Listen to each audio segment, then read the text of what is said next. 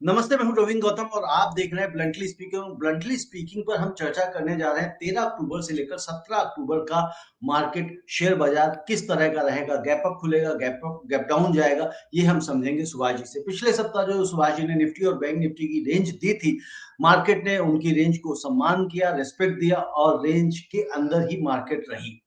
दूसरी चीज ये एक बड़ी न्यूज आ रही है कि भाई ट्रंप ने 1 नवंबर से चीन के ऊपर 100% का टैरिफ लगा दिया है। 100% का टैरिफ लगा दिया तो उसका भारतीय बाजार पे क्या असर पड़ेगा। पिछले सप्ताह अगर हम देखें, जो करंट वीक अभी हमारा गया है, खत्म हुआ है, इसमें देखेंगे तो हमारे शेयर बाजार में बढ़त देखने को मिली। हरे निशानों पे बंद हो रहे थे लगातार। लेकिन अब क्या एक टैरिफ के बाद में मार्केट किस तरह से रिस्पॉन्ड करेगा, ये समझना है सुभाष जी से। और ये भी समझेंगे कि फ्राइडे को जो यूएस की मार्केट में, नेस्डेक में और डो जोन्स में भूचाल आया, 8,800 8,500 पॉइंट मार्केट गिरी नीचे, उसके पीछे क्या कारण रहा। सुभाष जी, आपका बहुत बहुत स्वागत है।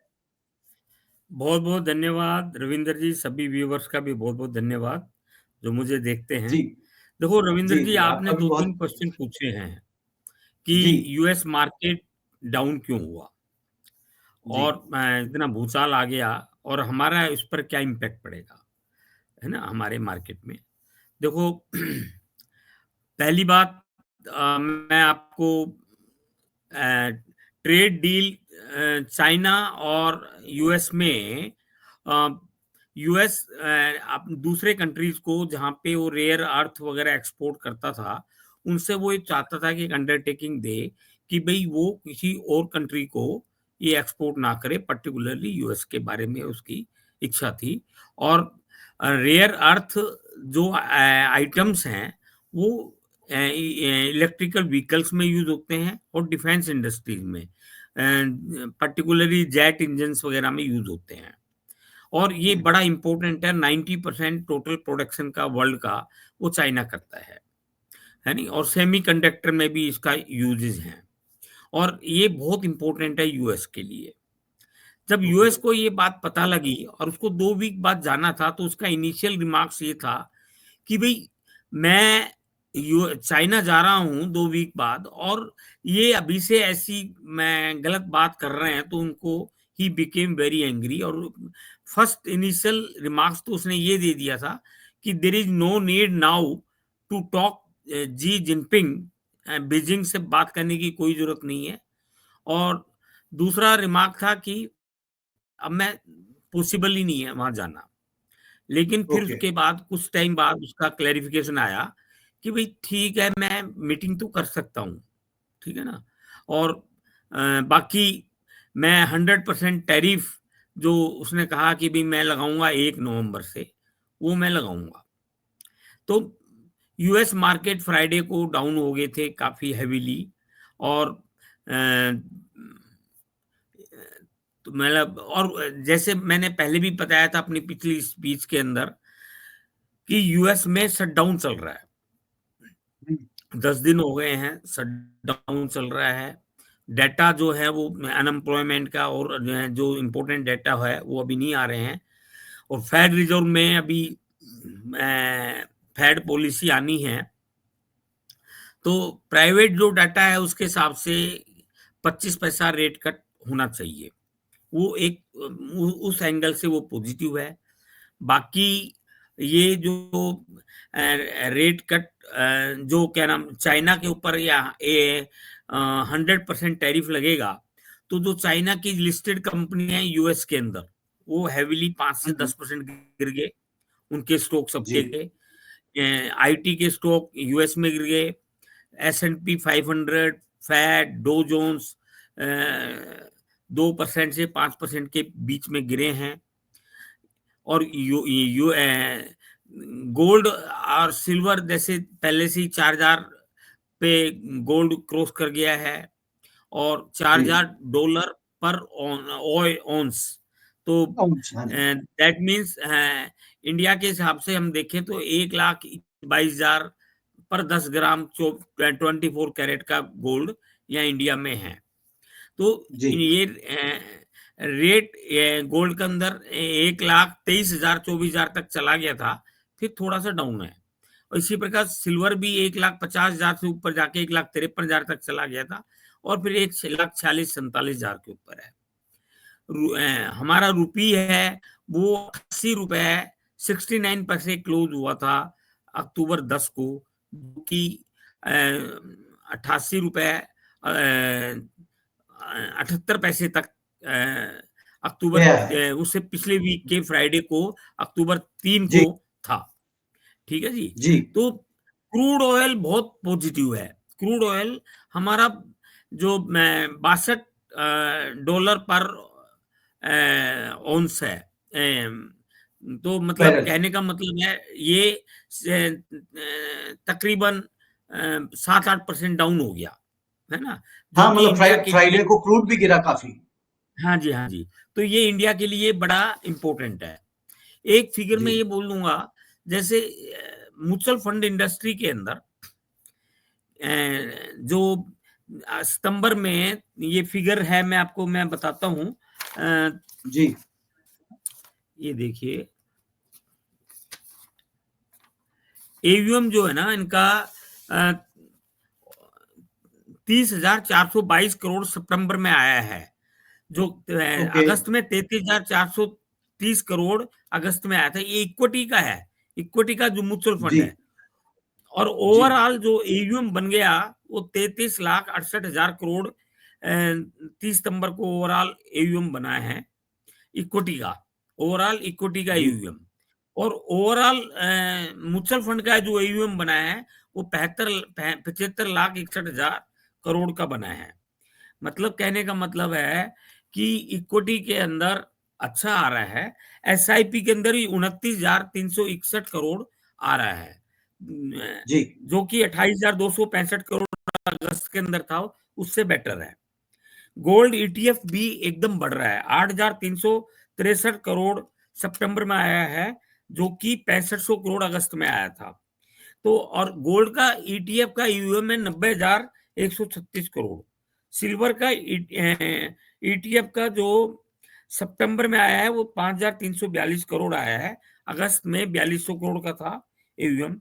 और अब इसका 30 सितंबर तक टोटल एयूएम सिल्वर का है जी 36,461 करोड़। कहने का जी मतलब ये है, ये सारे पॉजिटिव सेंटिमेंट्स हैं। इक्विटी में पैसा आ रहा है 30-32 हजार करोड़। डोमेस्टिक इंस्टीट्यूशंस, जी अब तक मैंने जब बताया था कि भी डोमेस्टिक इंस्टीट्यूशंस अच्छा परचेज कर रही है, हाँ हाँ उनकी ये एक बार मैं आपको ये फिगर और बता देता हूं।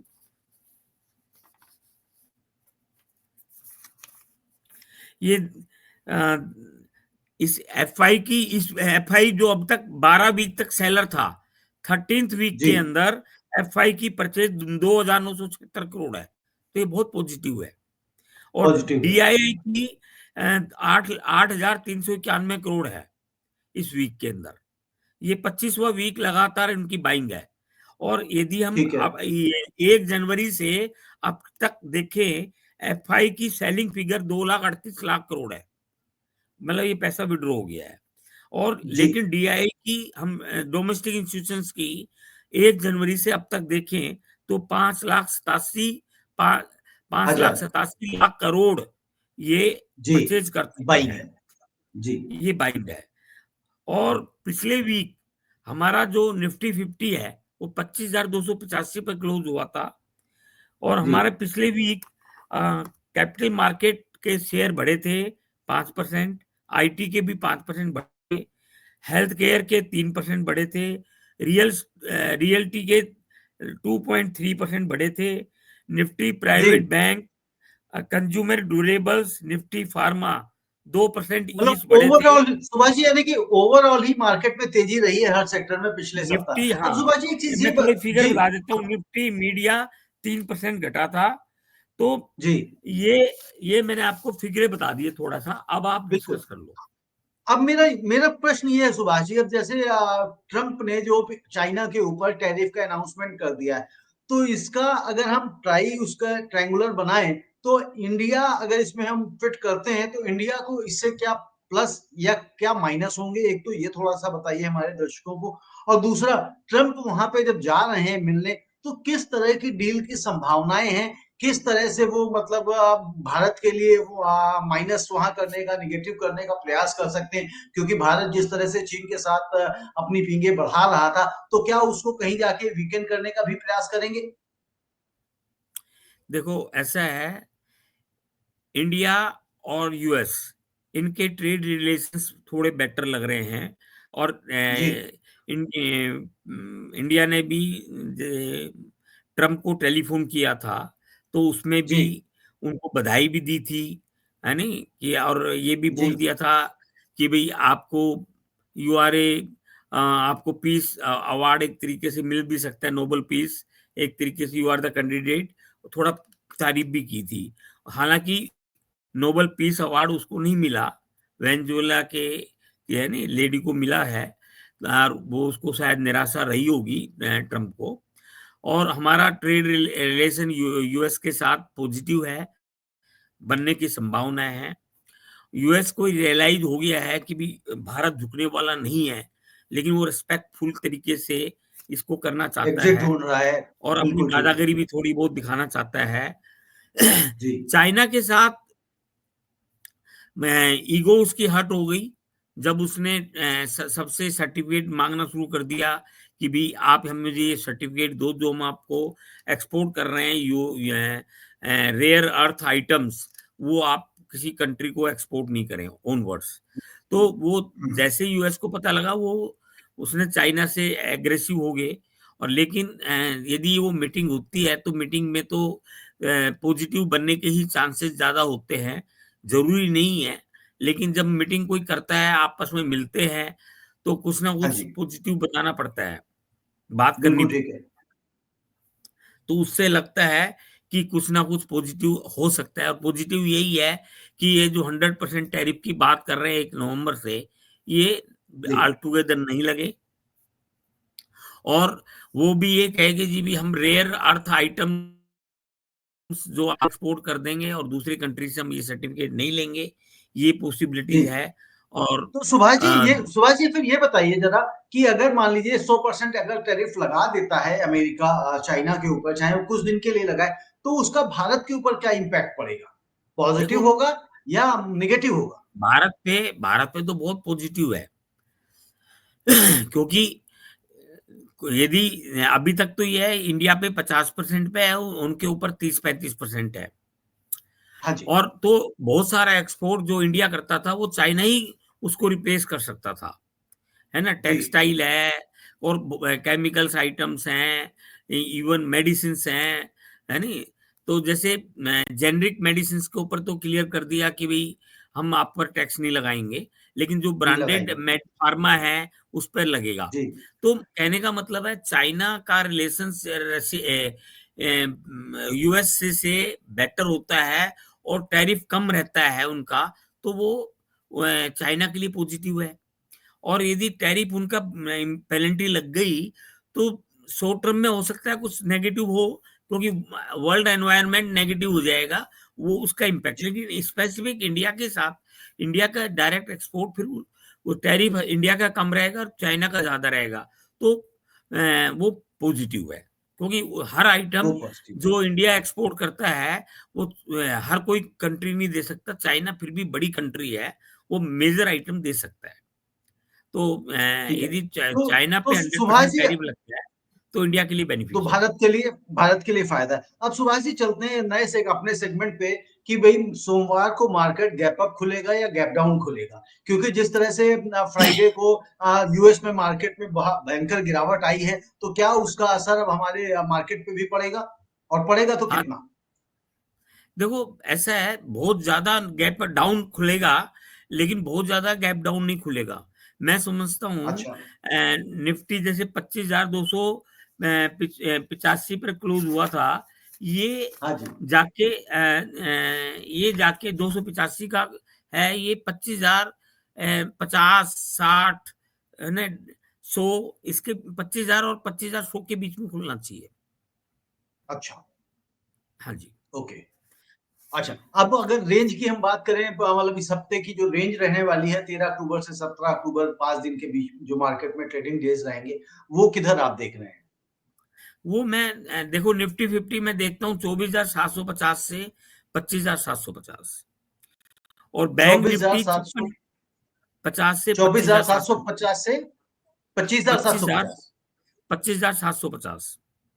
अच्छा, मतलब ऐसा उम्मीद है कि मतलब 25,500 को क्रॉस करके मतलब 700 तक जाने की संभावना है। जा सकती है, जा सकती है। जा सकती। ठीक 25,500 है। पे रेसिस्टेंस रहेगा, है नहीं, जी। लेकिन वो रेसिस्टेंस मुझे लगता है क्रॉस करना चाहिए, क्योंकि क्रॉस आप करना चाहिए। इंडिया के देखो, वैसे कॉर्पोरेट रिजल्ट 30 सितंबर के एनकरेजिंग नहीं है, लेकिन खराब नहीं है ना हम्म। सितंबर के। तो अक्टूबर नवंबर दिसंबर के और बेटर आएंगे, लेकिन थोड़ा सा ओके। पॉजिटिव ही है, जितना हम थोड़ा सा पॉजिटिव। हाँ थोड़ा सा बेटर पॉजिटिव स्टार्ट है। और एक ये क्रूड के प्राइसेस बहुत घट गए हैं, हाँ, बहुत घट ये गया। बहुत मैं देख रहा पॉजिटिव। था ये जून में घटे थे इतने, मतलब जितने अभी घटे हुए हैं हाँ जी। जून के पहले मतलब वीक में। 58, क्रूड यूएसडी 58-24 डॉलर है, और ब्रेंट हाँ जी। क्रूड 62.17 डॉलर है। तो ये जी। बड़े प्राइसेस बहुत रीजनेबल आ गए हैं। अच्छा है, जी। क्योंकि एक तो तो ये ये भी क्या, कारण है। ये क्या यहाँ पे सस्टेन करेंगे ये प्राइसेस? देखो अभी यूएस शटडाउन है, एक तो इसका भी इम्पैक्ट पड़ रहा है, और डॉलर जो है ना वो थोड़ा सा in comparison to dollar index जिसे हम कहते हैं ना, वो 100 से नीचे है। नहीं तो ओके। नॉर्मली 110 तक भी चला गया था ये पीछे, और अब 100 से नीचे चल रहा है, तो इसकी वजह से भी फर्क है। और अच्छा, एक और भाई साहब, एक चीज और बताइए कि जो हाँ, क्रूड ऑयल फ्राइडे को जो नीचे गिरा है इतना ज्यादा, ये जो यूएस मार्केट गिरी है, क्या उसका असर है या दूसरी वजहें हैं जिनकी वजह से इसके प्राइसेस कम हुए हैं? जो शटडाउन आप कह रहे हैं उसका वो कारण है? देखो डॉलर वीक रहता है तो क्रूड के प्राइसेस भी कम हो रहते हैं, है नहीं। और मैं बाकी क्या रहा है, मैं आपको और बात बताता हूँ। जैसे यूएस की जो करेंसी है, अब ये इसने ट्रम्प ने पूरे वर्ल्ड से पंगा ले लिया है। मतलब बड़ी बड़ी कंट्री से जो इसके फ्रेंड थे, यूरोप, यूके, कनाडा, ब्राजील, सबसे पंगा ले रखा है। जी तो जी जी। हैं, और रसिया, जैसे रसिया के जो गोल्ड रिजर्व्स थे, है ना, ट्रेजरी के अंदर, वो उसने फ्रीज कर लिए। तो ये हम्म। जो है ना उसकी करेंसी, जो डॉलर करेंसी, गोल्ड नहीं, डॉलर करेंसी जो थी वो फ्रीज कर ली यूएस ट्रेजरी बॉन्ड के अंदर। तो वो ओके। इससे डॉलर की ट्रस्ट है ना वो कम हो गई है। अब कम हो गया। इमीडिएट रिप्लेसमेंट तो कोई नहीं है वर्ल्ड करेंसी का, लेकिन हम्म। आप देखो ना ब्रिक्स कंट्रीज का जो आपस का जो ट्रेड होता है, वो वर्ल्ड का 30% ट्रेड है, वो किसी न किसी लोकल करेंसी में होने लग गया। तो जी। इतना बड़ा ट्रेड जो डॉलर में होता था वो लोकल करेंसी में होने लग गया। इंडिया, चाइना, ये दोनों अपनी करेंसी को प्रमोट कर रहे हैं वर्ल्ड ट्रेड के लिए। इंडिया भी 20-22 कंट्री के अंदर अपना ट्रेड रुपी के अंदर रुपए में हो रहा है। करने के लिए जी। कोशिश हो रही है। फिर सब सेंट्रल बैंक गोल्ड खरीद रहे हैं।